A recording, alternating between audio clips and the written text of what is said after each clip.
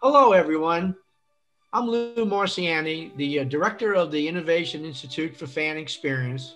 And also, I host the Dr. Lou's Views on a series of podcasts and articles about people, processes, and technologies that affect the global sports and entertainment industry. Welcome to the COVID Tech Playbook Series.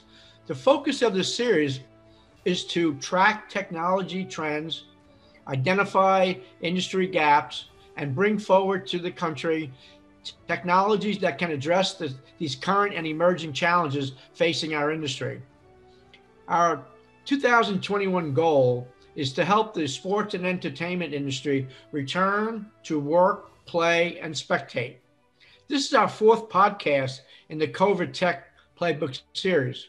Today, I'm joined by Ken Mills, the Chief Executive Officer of IntelliSite, their brand being envision a safer and smarter world.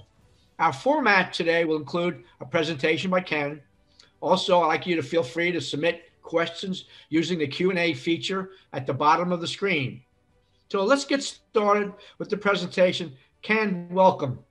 Thanks, Dr. Lou. Appreciate you having me. It's great to see you live and somewhat in person these days. It's been a while. We talked November since we last got together, which is too long, and I'm looking forward to breaking bread as soon as we can. So really appreciate the opportunity. I'm really excited about getting back to the game. I'm a big sports fan. You know, my wife and I are season ticket holders for Clemson Tigers. For football, we love to spend time there anytime we can. We love spending time in the stadium, and we're very excited to be able to get back and spend even more time as we get through this dynamic situation that's occurring in our world today. And we want to help as a technology provider, as IntelliSite, and some of the solutions we have around AI and IoT, kind of how we're going to bring those solutions together, connectivity. And we'll talk about some use cases that we are working with today with a number of stadiums and sports agencies across the globe. So a lot of great things to talk about, and hopefully some good questions. And I'm hoping to give a fair amount of time for questions and answers and discussion, as a lot of these topics can get pretty deep in a lot of ways you can go. But I think I'd be remiss without talking about IntelliSite, and fortunately, Dr. Lou is allowing us to participate in the International Fan Experience as we believe in Dr. Lou and his mission and what he's trying to accomplish. And I spent a lot of time with him at my time at Dell, and we were very excited to be a part of that organization, this organization there as well. But IntelliSite's been around for 20 years, so we're actually celebrating our 20-year anniversary this whole year, and we're very excited about being a company that was developing and delivering IoT solutions even before the term IoT was really coined. Our founders, immigrated from Costa Rica, literally built a American dream and built a company that was, profitable and growing, and now has significant investment behind it. But they started out developing, some of the first smart combines and smart tractors for intelligent farming, again, way before IoT was even a thing. So it's one of those things that is great to see something that's been around for a long time, and we've learned a lot of the things that we shouldn't have done. Right? You learn a lot through failure. You learn a lot through innovation, and so now we're at a point where we believe we have a great set of products, a great set of solutions that are very repeatable and very reliable. We've made a few acquisitions this past year through COVID, which has made COVID even more exciting. I'm literally coming up my first year as CEO of the company, and we've made 3 acquisitions since and helped navigate the pandemic for a lot of our customers and partners. And we've also picked up a few awards along the way as one of the pioneers in the Managed Service Provider CRN list, as well as an IoT Excellence Award for our Smart and Safe Community as a Service solution, which we'll talk about briefly. We have customers across a very diverse set of verticals and so forth, and we're very excited that we were able to participate in opportunities like the Super Bowl, as well as soccer stadiums and other football venues and so forth. So, stadiums are a very important part of our business and a growing part of our business, and we're hoping to participate more in opportunities through this discussion today. And where we focus is really around delivering AI and IoT and bringing those 2 data sets together for a number of use cases. But some of the most common use cases we see these days, especially as we try to get back to the game, are around just general safety and security, right? Because the safety footprint is changed over the years in stadiums. How you respond to safety and security in this new pandemic time is very different than it used to be. You know, thermal screening to mask compliance to occupancy counting and compliance to things like air quality, airflow, cold storage management for vaccine distribution, which a lot of stadiums are participating in on behalf of their population, to include, you know, cold storage management for the food that's been that might be delivered in the stadium for service for the patrons. And so these solutions kind of wrap around, you know, computer vision as a service and Internet of Things as a service, and tying all of those things together with remote monitoring and management, AI with a human touch, which means that we have a staff of people that can help ensure that the AI results you're getting are what you want and the ones that you actually want to respond to. And we are bring that all together with 4G, 5G connectivity solutions to ensure that whether you put a camera in a remote parking lot or you want to use 5G to send videos and images from photographers around the stadium, you know, we have connectivity solutions that can ensure that the stadium is up and running and at optimal performance. So another big thing that we focus on, or several other things that we focus on, is really, you know, the longevity of the assets, right? So we want to deploy solutions that work for as long as the stadium needs them to work. You know, we have solutions deployed in customers that are 15, 16 years old, 10 years old, right? So we understand that these assets are a significant investment for a stadium, and we want to make sure that you buy very rugged, hardened solutions that can last the test of time, and you get the full value out of that asset and that investment, which ultimately reduces risks from a financial perspective and management of the devices and life cycle management of the devices. But then, you know, tying that together with early threat detection with AI and IoT sensors, to real-time monitoring of the AI data and the IoT sensor data, to visualizing that data so that you can make decisions with all the information on a single screen, and then you know, being able to bring that all together. So the platform that we have from an IntelliSite perspective is all around what we call our IntelliCore platform. Our IntelliCore platform is all around intelligence and insight. So we start with our Deep Logic platform, which is the ability to bring in all this sensor data and connect it to all these different applications so that you can do things that are critical for your operations. And then we tie on top of that artificial intelligence, whether it's computer vision or data AI. And then we provide visualization of all of that in our Deep Insights platform, which I'll talk about. But some examples that we've used with real customers is someone comes into a venue and they may have a high temperature and they're an employee, and you want to connect that high temperature alert to their access control badge to say, hey, they can't come back into the building for 10 days, 14 days, 21 days, whatever your policy is. You are using a ServiceNow integration or a Workday integration to create an HR event that says that this employee is potentially impacted and may need a quarantine. So therefore, we need to take them off the schedule and we need to bring someone else in their place. You know, helping automate some of those integrations to the data at the far edge of your entrance, which is maybe where someone's taking a temperature. This could also be tied to air quality, right? There's been a lot of studies that talk about air quality and its impact on the transmission of various diseases. And, you know, it just makes sense, right? The worse your ventilation is, the more likely things are going to move around. And so we can give real-time analysis of your air quality throughout your facility to understand if you have an area which may be a red zone where you don't want people to go because the ventilation isn't working quite right, or a green zone where you feel that the air quality and the CO2 levels that are optimum level to have the least amount of risk, or maybe it's somewhere in between a yellow zone, and be able to give you that real-time data as well as the historical data around that air quality data set to say, hey, you know, how are things changing as different events come and go? How are things changing across the seasons? You know, do I need to adapt my system to make sure I have the optimal air quality and airflow to prevent the spread of any communicable diseases, or at least have a better chance at preventing that spread? So these are all things that we can do from a Deep Logic and AI and Deep Insights combination which is all part of our IntelliCore platform, which is our primary product that we have developed and bring to market, or have brought to market. So I talked about some of these examples, right? So multi-device data integration. So again, that could be a thermal sensor, that could be a cold storage sensor, that could be a video camera, that can be a access control device. It can be, lots and lots of different sensors to be able to pull that data in, aggregate that data, and then make real-time decisions, and to include creating alerts to let you know that, hey, something needs to be responded to and something is happening. So here's a customer dashboard that's looking across all of their thermal devices across all of their facilities and giving them a real-time analysis of where they're having temperature alerts and where they're not. And then, being able to show a histogram, is this going up? Is this going down? Giving you really micro data to your facility specifically. What are the trends that are happening and what are happening at your facility? So you're not relying on a regional or statewide or national level data. You're able to do it down to your facility, exactly what's happening, and make decisions based on your property and your surrounding properties.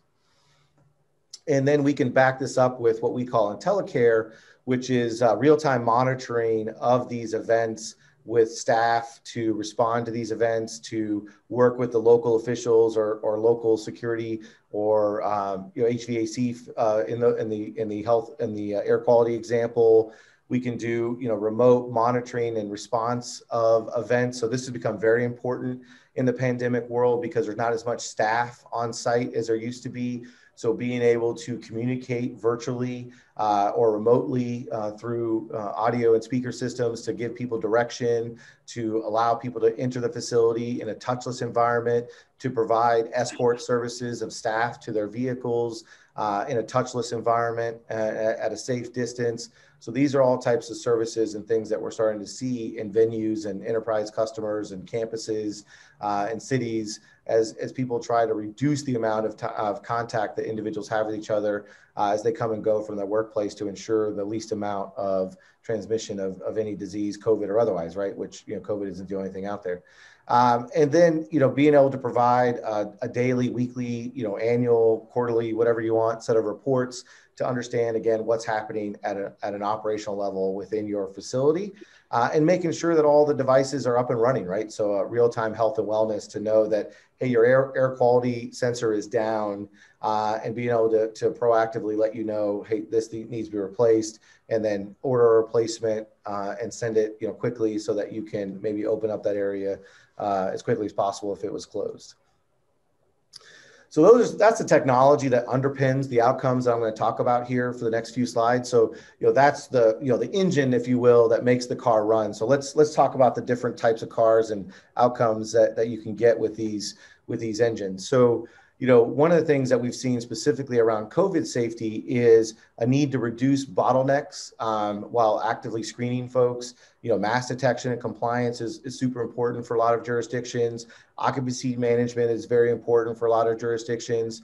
Identifying, high-risk individuals based on your policies, your expectations, screening multiple points of entry to allow a better flow of people coming and going in the facility without having to consolidate to a single entrance. Centralizing the management and response of those events that come from those data sets, and really through AI and overall artificial intelligence integration, decreasing significantly the number of false positives and alerts that you have to respond to, which is better for everybody from a time management perspective and patron employee satisfaction level. So these are all things that we focus on from a software perspective. And here's a real world example. This happens to be at a major world airport where they're using it to scan individuals as they come and go from the airport. And this is an example of a mobile environment. We have permanent installations we have combination of the two. So there's lots of different ways that you can interact with or deploy these types of solutions. So there's not a one size fits all approach. But we've done it differently with privacy built in. So we follow the GDPR compliance and GDPR expectations. We also are not, we don't have any HIPAA violations in the way that we maintain the data. You have complete control over your data. It's stored locally on your premise. It can be cloud managed, but that data can be completely controlled on your premise under your watch, and not shared with anybody that you don't give explicit control or privileges to. So we build it with privacy in. We even include things like facial masking of people coming into the system or into the facility. So anybody that comes into the facility, if they're normal, no issues, no concerns, their face is blurred out and the system doesn't even record it unless you need to go back and have an incident where you may need to take off the facial blur. But at a normal day-to-day operation, every face is blurred, which is really good from a privacy perspective. It greatly reduces cost versus a manual operation. It definitely reduces risk by having fewer interactions between employees and people coming and going from the facility. So it's all around safety as well as improving the whole process, and while doing it with a privacy mind built in. So here's an example of kind of some different screenshots of what we're integrating. So we're integrating a higher end system to a lower end system, and be able to bring all, and as well as air quality, and tie all that data together in a common dashboard to say, here's what's happening in my facility right now across all my different IoT devices and video devices and cameras and so forth. So here's an example of the AI kind of working in real time. And do you guys see this on the screen? I hope you do. Yeah. All right, great. So this is without privacy mask turned on, but you absolutely have the ability to also turn on privacy mask where none of the faces are available or visible based on, again, whatever your policy might be. Here's an example of a train system coming into a stadium outside in a certain part of and this is in the U.S., I believe. So being able to understand real time how many people are coming in, have they paid, are they social distancing, are they not social distancing, are they wearing masks, not wearing masks. How long is the line? What's the queue of that line? How quickly is that line moving? All of these things can be provided real time in a COVID environment, or as this example shows, is no one's wearing a mask and no one's social distancing in a non-COVID environment where queue management and throughput and getting people in and out as safely as possible is super important. And we've also integrated this to, in this example, train occupancy. So understanding exactly how many people are in each car, and then letting people know what the utilization rates are, as well as are the cars being overloaded from an occupancy and safety perspective, so we can actually count how many people are coming and going into each car, and correlate that with how many people came through the turnstiles, and understand where people are going, how they're going, because the data we had pre-COVID is no longer really viable today, right? We don't know how people are going to use trains and stadiums and other public spaces like they did before COVID. Is it going to be exactly the same? Is it going to be dramatically different? Is it going to be somewhere in the middle? We don't know. We don't have those answers yet. So by having these artificial intelligence platforms layered on top of what you're doing today, we can get much more insight as to what's happening now and what the post-COVID world looks like, and how we can change our security footprint or our fan experience feature set to ensure that we have the best fan experience, and we capitalize the best opportunity to get fans in the stadium and happy and spending money on various items while they're in the stadium, right? The whole fan experience. Another thing that we're doing through that same AI aspect is wayfinding, as well as route optimization, and tying back into that queue management. So knowing how long the lines are, knowing which what the utilization rate is of certain bathrooms, where the utilization rate is of certain concession stands, understanding where things are, and integrating that into data that can say, hey, here's when you need to fill, empty waste bins. Here's where the queue might be too long in this concession line. You should go to the concession in section Z. Whatever that example is that you're trying to solve for, we can ensure that we're giving that new real-time data that you can do your concession planning, your cleanliness planning, as well as overall facility understanding of what's going on. So, maybe, a restroom isn't being utilized as much and you don't need to clean that one as much, but there's another one, in another section that's being, utilized a lot more than you planned, and therefore you need to go and provide more cleaning. As Dr. Liu, had a great expert on previously, talking about how the restrooms are the area where there's the biggest challenge in bringing people back to the game and how you manage that whole experience. So, leveraging AI and IoT sensors together to ensure that the restrooms are as clean as possible and as available as possible, so that you can get people in and out safely from the stadium, as well as in and out of the concessions and the restroom facilities as quickly and safely as possible. So that's something that has become much more important to the stadiums that we've talked to than ever before. And then you have your good old fashioned public safety things, right? Vandalism, theft, people using illegal dumping around stadiums, high risk individuals, centralized man, all the different things that have existed, for years and years, being able to still do that while layering on top of the traditional technology, new solutions like IoT and AI. So another thing that we're starting to see interest in is the fan experience around traffic safety, pedestrian safety. So we all know there's tons of pedestrians that come and go around any stadium, any venue, any event. So understanding, what are the near misses? Because those are never reported from a event perspective within a stadium. If you didn't get hit by a car, you don't call the police and say, I almost got hit by the car, right? There's no ticket, there's no data that's captured, but those near misses are really important to understand that, you almost had an incident, you almost potentially had a pedestrian fatality. How do you change the traffic patterns and the light patterns and the cones and all those things to direct traffic properly to ensure that you have the best opportunity for, what we call vision zero, zero pedestrian fatalities as people come and go from the venue. So being able to analyze, how people are using the crosswalks and waiting zones, how people are driving through the intersections, how that's being timed with the traffic lights and so forth. So, being able to analyze that in and around the stadium to make sure that what's going on and how to ensure the safest egress for the stadium based on whatever event or venue you might have. Another scenario that we've seen interest in is around parking management with disabled person assistance, right? So someone parks in a disabled parking lot and needs help. You can kind of proactively provide assistance. You can also proactively look to see if someone parked in a disabled parking spot and doesn't have the proper tags, it doesn't have the proper authorization to be there, and is taking a spot from someone who really needs it, understanding what that looks like, and even providing a service to those disabled persons that if they need help, they can use an app. And much like curbside service for retail, they can pull into a handicap spot, know what spot number it is, ask for assistance, and then receive assistance from the stadium staff to ensure that they get to the venue safely and have a great experience, so that everybody has, as equal an opportunity to enjoy the fan experience as possible.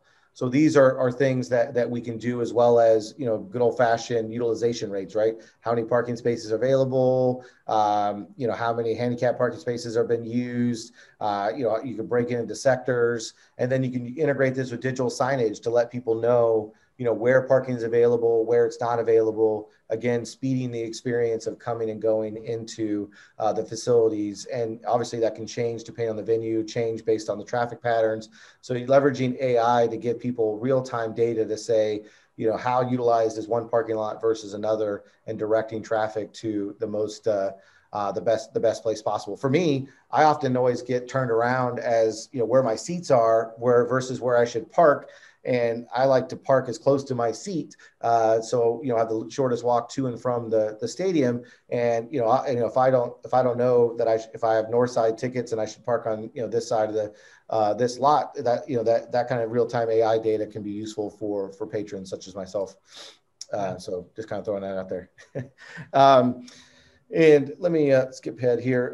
one thing that's really become very popular is the whole 5G, right? So most NFL stadiums in the U.S. have 5G service, and it provides a great value for people trying to get there, and it handles a lot more people in the seats using their phone at the same time, which has been a major problem for a lot of stadiums over the years.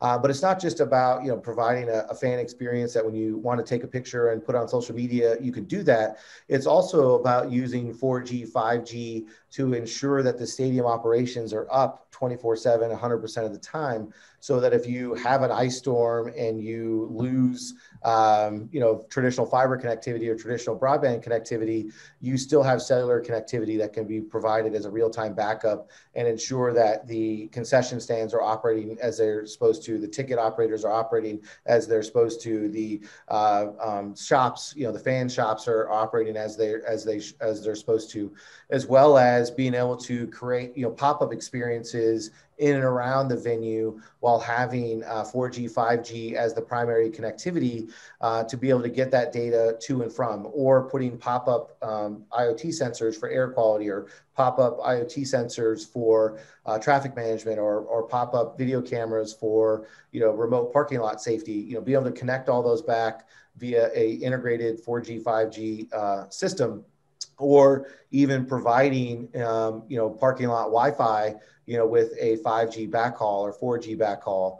We're able to actually combine multiple 4G signals and get 200, 300, 400 megabits of bandwidth to a Wi-Fi hotspot that you can drop in the middle of a stadium or middle of a fan experience for your own internal utilization, or for fan experiences that you might be deploying around the stadium for a particular event. And then, a very simple one that we're starting to see more interest in is 5G camera kits for high-speed photo and video upload, right? So literally a fanny pack or a backpack that has 5G connectivity and battery packs, so that people that are taking photos and videos around the stadium can send the highest quality image, from wherever they are, wherever it needs to go, as quickly as possible, so that it can get put up on the screen, or put up on the social media page, or shared as quickly as possible in the highest quality possible, leveraging the advances of 5G. And as I already mentioned, parking lot Wi-Fi service is becoming an opportunity, an interesting add-on. So one of the other kind of, beyond safety and security, beyond connectivity we're seeing is around cold chain management. And a lot of people, you've probably heard about that with the vaccine, which we've done a fair amount of work around, but it's also around your freezers or your refrigerators or your other machines throughout the stadium, to make sure that they are maintaining the right temperature, that they have power to them, that the humidity levels are correct, and that maybe they're vibrating too much, which likely means that there's going to be a motor failure, compressor failure, and then you might have food spoilage, which is loss of revenue, loss of frustrated fans. So being able to bring all that together to ensure that the stadium has the freshest food available where you need it, when you need it, and you have the least amount of spoilage possible, which directly goes back to the bottom line of operations, which in today's world, as has always been, is super critical for any venue operation. These are some of the customers that we've worked with over the years, right? Over the last 20 years. So a lot of cities, agencies, big enterprises, energy, healthcare, hospitality, entertainment, lots of different organizations throughout the globe and throughout the US and Canada specifically. So I'm going to end it here right on 30 minutes, which is what I told Dr. Lou I would do. And, I know I covered a lot of topics, and I know there's probably a lot of details that you may want some more information on. We're happy to provide any details that you need, as well as answer any questions you may have now and for this now or in further discussion. So appreciate the opportunity. Yeah, Ken, I'll be starting some questions. I got quite a few here, but those that are in attendance, please you go to the bottom of the screen there and put in your Q&A for Ken. Ken, tremendous presentation. Thank you so much. Very informative. I certainly took a lot of notes here. I guess I'm going to start off just from representing all of us on the webinar today. How do we get started? Do I do an assessment? I run a venue. I I know I have some gaps, but where and how can you help me get started to look at where I need to go? Yeah, it's a great question, right? I mean, it's always one of the biggest challenges is which problem do you solve first, right? And which opportunity you tackle first.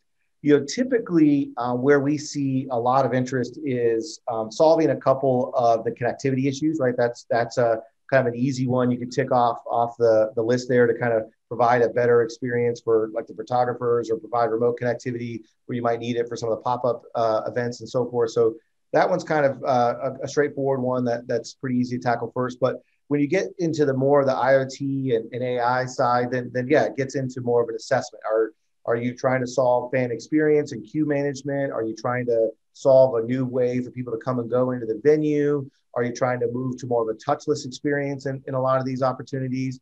So what are the biggest priorities for the venue, and how can IoT sensors and AI help? I'm a firm believer that most of the folks on the call, if they're an operator, they really could care less what technology we put in front of them, as long as it actually provides the outcome that they need. And so that's where we have to start is what's the outcome? What's the most pressing outcome? What's the most pressing need? And then we'll help determine if there is a legitimate technology opportunity to solve it. So is there a type of an assessment tool that we can have to prepare for this assessment so that we're not wasting time in preparation of your, let's say, a site visit or what we need to do? Because we have to start this way because it can end up being a budget. It's going to end up being a process. So usually it's in a questionnaire. So it's great. And then we kind of nail down what are the highest priorities. And then in the COVID days, depending on what the policies are, is we've done a fair amount of FaceTime assessments these days, which is unusual. But we can do remote assessments, we can do on-site assessments.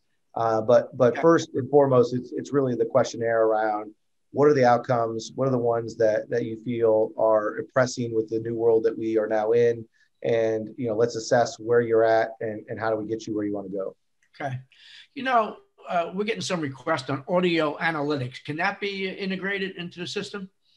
Yeah, audio analytics is becoming super interesting, right? So people that need help, people that are, maybe in danger, people that you may want to identify crowd noises or gunshots or all kinds of different, analysis. And absolutely, acoustical analysis and AI is just as important as computer vision in a lot of cases. So, being able to tie those in and generate events based on that.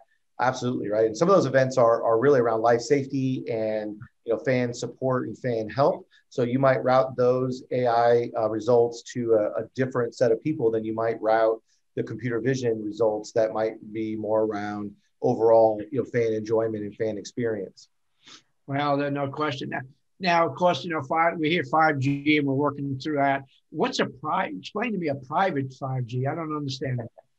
Yeah, I know you can laugh, but I'm not in your. We're not in your world. Yeah, we're trying to do our part of it, But yeah, no, I'm with you. I get really nerdy, and Dr. Lou knows it. So, so the private 5G is really about taking the value that 5G brings, but making it work across your entire venue, right? Because I don't know if you might have a new iPhone that has 5G, and you get on the internet, and it's like, well, this is kind of the same speed as 4G, and the reason is that the 5G tower and the wavelengths can't quite get to you as far. They don't travel as far as the 4G signals typically have. So at the same bandwidth. So when you create a private 5G, you're adding infrastructure in your venue to extend the 5G capability to more and more of your users, so that you can ensure that you have the high-speed bandwidth everywhere you need it. Okay. And you mentioned, obviously, artificial intelligence. Explain to me an enterprise artificial intelligence. That's my favorite topic these days. I know. You only got an hour left. That's it. Yeah, right, that's right. So I should have a soapbox here somewhere. But a lot of AI is very point solutions, right? Where you buy a piece of software and you put it on a server and it looks at a camera and it gives you a result. That's pretty interesting, and you can get a lot of good results with that in a number of use cases. But what we're finding, especially in stadiums and we're doing a private public partnerships between stadiums and cities and so forth, you really need to integrate that AI and manage that AI very differently. So, it needs to be deployed in a way that's very scalable and repeatable. You need to be able to use and manage different models. So, what AI model that works over here may not work on the other side of the stadium, and being able to choose the right model for the right use case without having to buy a whole new software application every time you want to use a new behavior or a new model. Being able to have those models learn over time and improve over time, and then actually take those learnings and then reapply them back to the system so that it actually generally does become smarter, right? So most AI is a snapshot in time. Whatever you bought, that's as smart as it's going to get. And we all know technology is improving and a lot of innovation is occurring in this space. You don't want just a snapshot in time. You want the value of AI for the life of that asset. And so with enterprise AI, it's really, and this is why I get so passionate about it, which I'm sure you can tell, is really about ensuring that you get the right model for the right use case at the right time, whenever that is. So you're not locked into a single snapshot of innovation. You get the whole life cycle of the innovation. And then what that means is, 5 years from now, the AI is going to be way better than it is today, and you don't have to go back and forklift upgrade your investment to take advantage of that AI. And that's a huge factor that I think a lot of stadiums and cities and things need to really think about so that they get the maximum use out of that investment. Yeah, that's good. Now, one more time, give us an example of IoT and AI working together in our world. Yeah. Yeah. So a great example is that people coming in through like a train station at the underneath your venue, understanding through AI how many people are coming off, which turnstiles are going through, and if there is an issue, actually closing the doors and not letting people come in because that train is full from an occupancy requirement. You don't want to overload the train. Queuing up people using AI and people counting and understanding where they are, and then opening the gates of those queues, based on, again, social distancing, occupancy requirements, things of that nature. Using AI to understand if people are wearing masks, and if it sees someone not wearing a mask, instead of calling them out and saying, "Hey, Dr. Lou, put your mask on," maybe using some lights and some visualization cues to say, "Hey, please wear your mask," right? Just to kind of give that friendly reminder multiple times as they go throughout the concourse that they need to be wearing their mask, right? And get them to be in compliance.